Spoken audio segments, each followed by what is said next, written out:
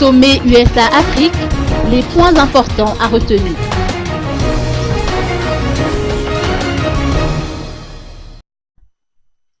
Le fait que Madagascar ait été invité au sommet USA-Afrique témoigne de la consolidation des relations entre les États-Unis et Madagascar.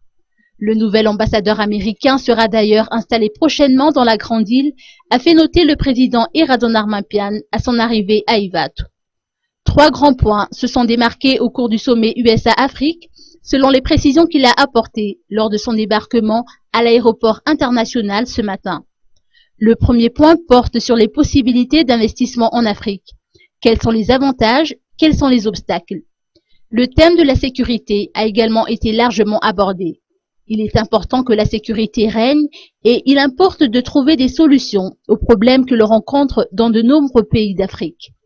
Le dernier point qui a été abordé est celui du leadership, notamment celui des jeunes Africains. Le président Eradon Armampian a mis un accent particulier sur l'AGOA.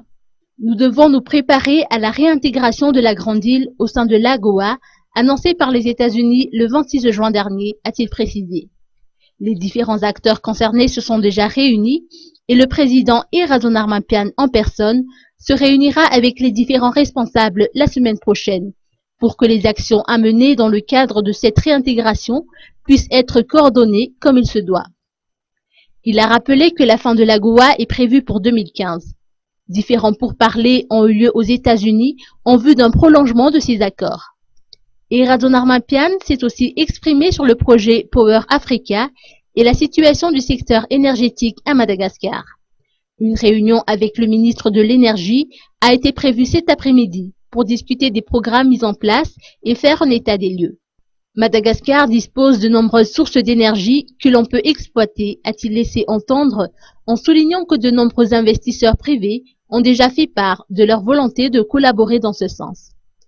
La poursuite des projets entrant dans le cadre du MCC, dans le Millennium Challenge Account pour Madagascar, a aussi été discutée lors du sommet USA-Afrique.